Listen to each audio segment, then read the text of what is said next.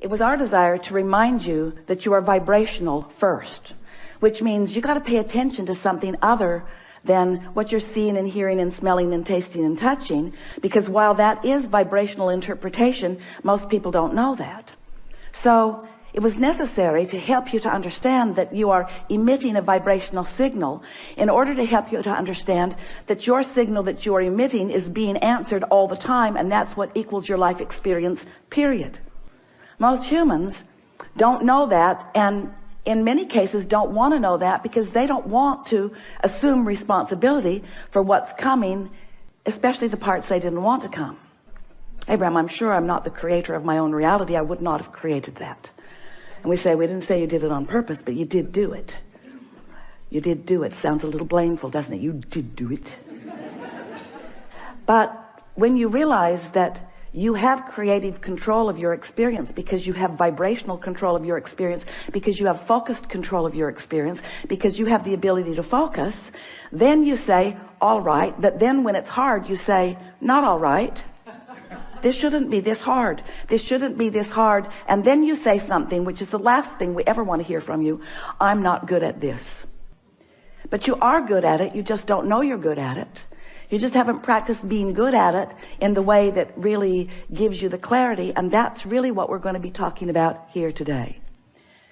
If you've been following us for a while, you've heard us say that you are the creator of your own reality. Blah, blah, blah. Enough of that.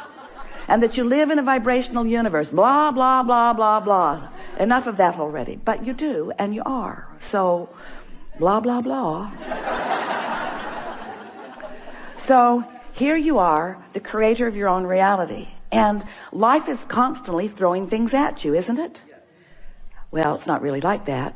Life is happening around you, and you're observing, but it really isn't after you.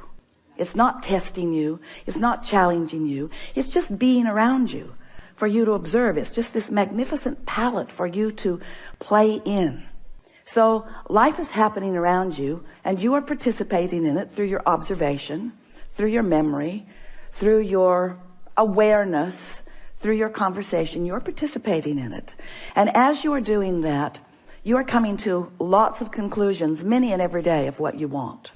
Because life helps you to know what you don't want. You know what you don't want. You know what you do want. You know what you don't want. You know what you do want. It's just this wonderful variety or contrast that helps you to come to important personal conclusions.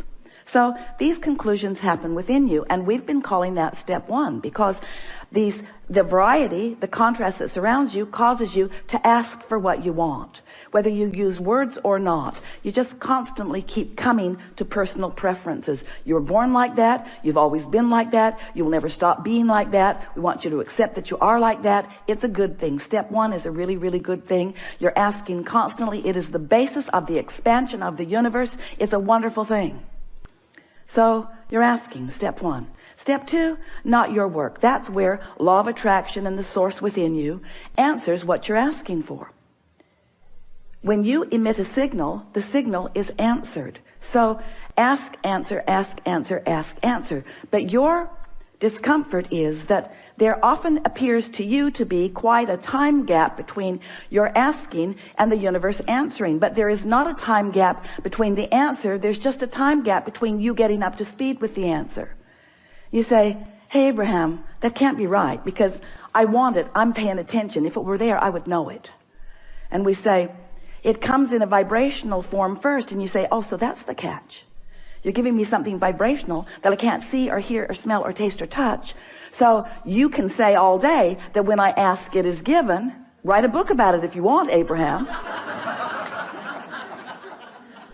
You can say that all day, but to me it doesn't feel like it's being given. And we say that's because you're in a different frequency from what you're asking for.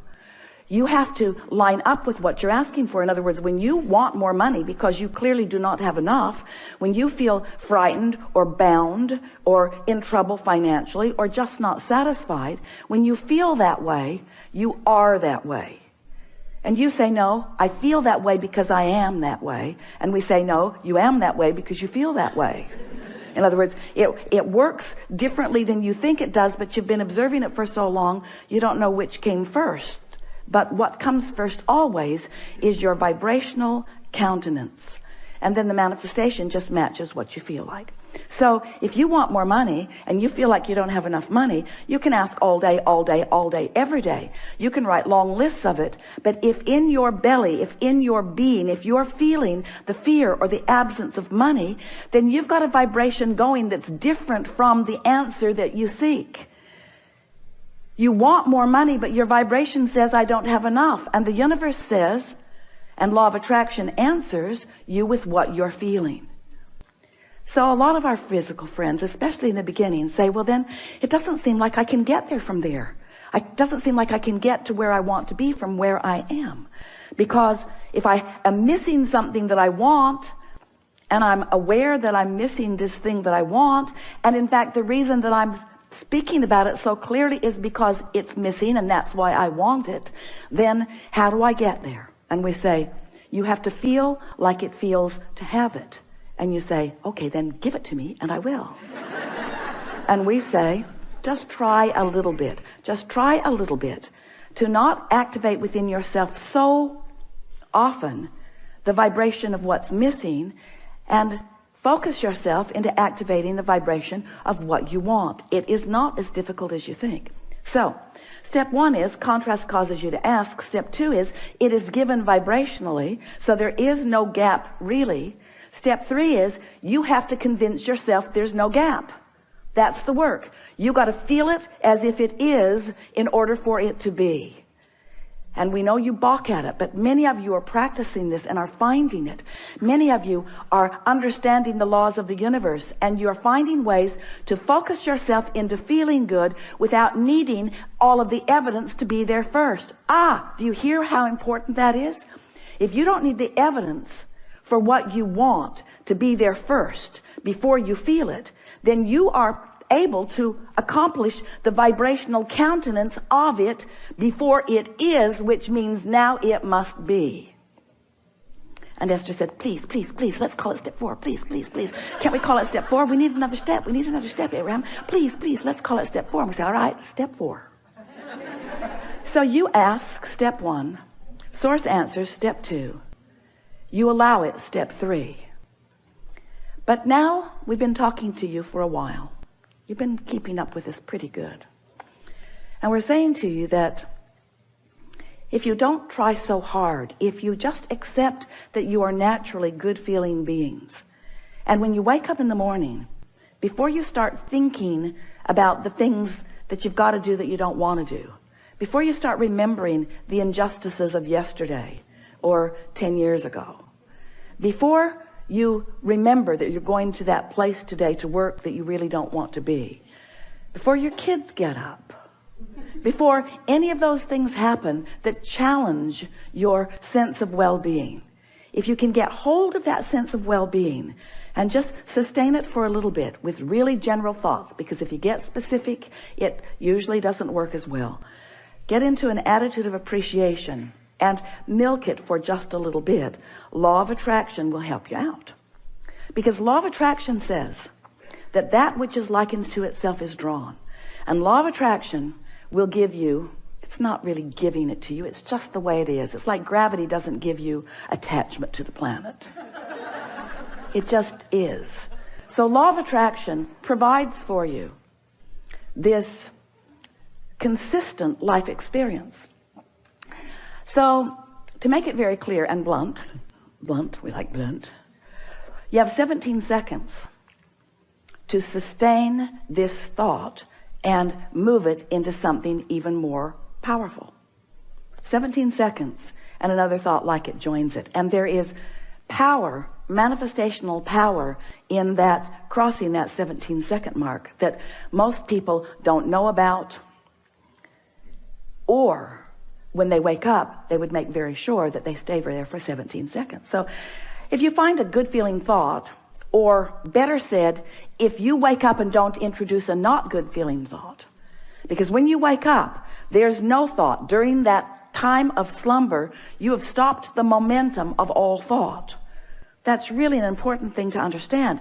You don't know that mostly because you wake up and you start thinking so fast that you pick up your momentum right where you were and start it all over again. But when you slumber, momentum of thought stops. Law of attraction is suspended for you. Your point of attraction is no longer attracting. So when you wake up, you have a really good possibility of getting out of the bed on the right foot, getting out on the right side of the bed. These are your words. We don't like them very much, but we thought you'd relate. You have a very good possibility of getting the vibration going the way you want it to go. And your best possibility is first thing in the morning. First thing in the morning, before there is any other momentum going. So we've been talking about this for a while. And Esther really listened. So she decided that she was going to wake up on that first morning and she was going to sustain her good feeling that she had awakened with. And she didn't make it until breakfast. Quite annoyed with herself, which didn't help. But the next day, she tried it again and didn't make it much past breakfast. Then she discovered that if she just wouldn't read her email, it would help. So her dominant intent became to sustain this feeling of well-being as long as I can.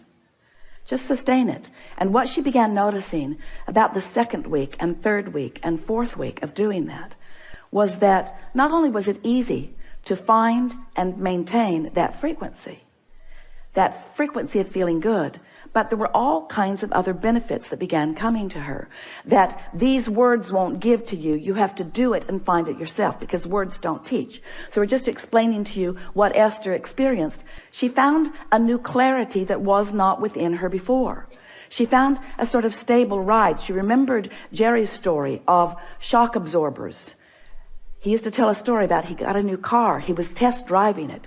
It was a beautiful Cadillac, and it was in San Diego. And the salesperson took him down a road that Jerry thought no nice car should ever be on. And he was amazed at the ride that that car gave him, even on a very bumpy road, because the suspension system, the shock absorbers were such that even though there were bumps in the road, he did not feel them in that car. And he used that analogy always, and it's the same analogy that we're offering to you here. When you find vibrational alignment with who you really are, and you sustain it for a period of time, what happens is you get shock absorbers. So even though the same sort of things may be happening around you, you might even see some of them, although law of attraction makes it less and less likely that you're going to participate on any personal level with anything unwanted once you begin sustaining this vibration of well-being. But the whole point of all of this, we don't want you to become so vibrationally snobbish. Esther says, I'm a vibrational snob. I like clarity and I will not accept confusion. But when you care about how you feel and you practice it until you're in this place where you are sustaining it more consistently, then you don't feel like you felt before. You know how when you first start knowing that you are the creator of your own reality, and you get feeling pretty good, and then someone says something that takes you away from your good feeling, and you think to yourself, I'm never talking to you again. I'm going to avoid you. You are a downer. But then you find yourself in a sort of state of avoidance everywhere. You can't watch television. You can't really go out in the world. You have to give your children away. You just can't barricade yourself into enough solitude to really maintain the vibration, and you give up so much by trying to do that. The benefit of alignment shouldn't have to pay the price of being a hermit. You should be able to practice your alignment until you're so good at it that you can go anywhere, be anywhere with anyone, and maintain your vibration. And let's call that step 4. Because Esther wants to.